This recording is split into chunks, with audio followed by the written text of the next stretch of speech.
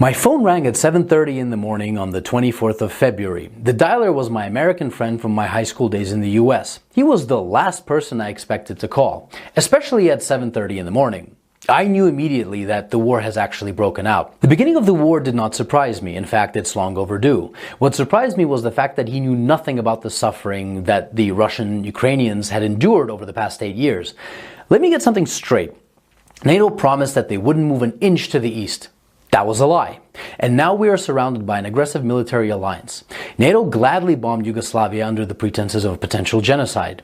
Did they bomb just military installations? No. NATO destroyed schools, hospitals, bridges, cultural monuments, private businesses, and industrial plants.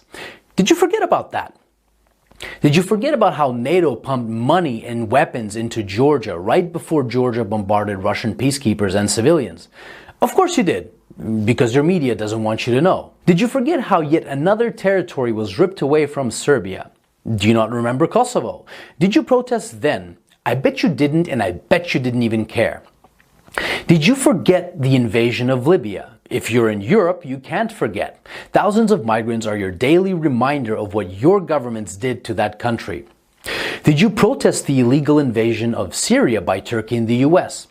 I bet you didn't. Do you care about Saudi Arabia starving Yemen? I bet you don't. Do you care, or did you care, about the illegal invasion of Iraq and Afghanistan under false pretenses?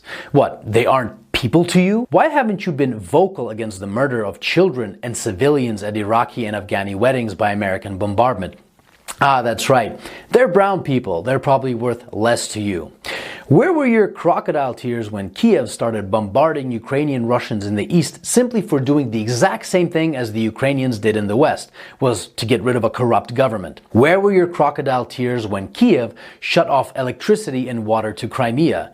Where was your Save the Ukrainian People when 48 civilian anti-Maidan Ukrainian protesters were rounded into a Union trade house and burned alive whilst those who tried to escape the fiery hell were beaten and shot? Do you by any chance know who the Madonna of Gorlovka is? Do you know what the Alley of Angels memorial is? Let me give you a hint. People engraved into that memorial aren't alive and they are not adults. Did you shed even one digital virtue signaling tear when the children at the children's beach in Zagreb were purposefully bombed by the Ukrainian military using illegal cluster bombs? I bet you didn't. But that's okay.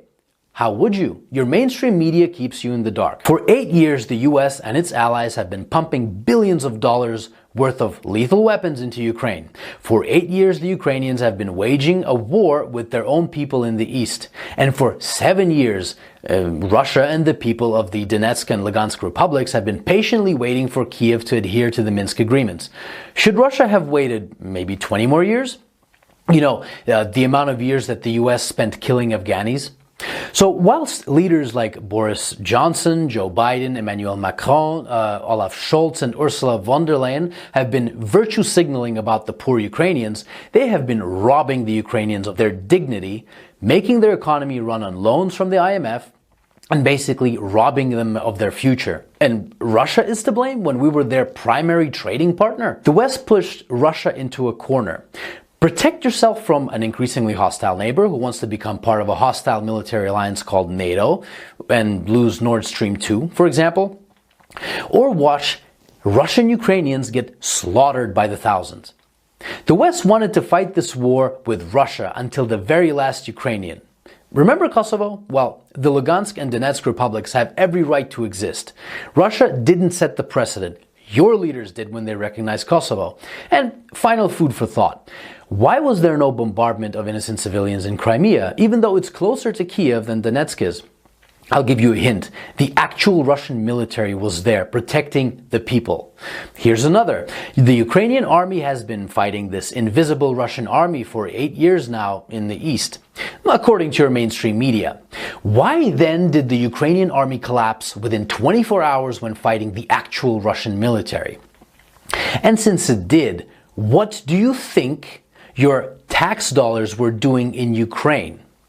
That's right. Your tax dollars were used by Ukrainians in the West to kill Ukrainians in the East, and you didn't give a flying fuck about it.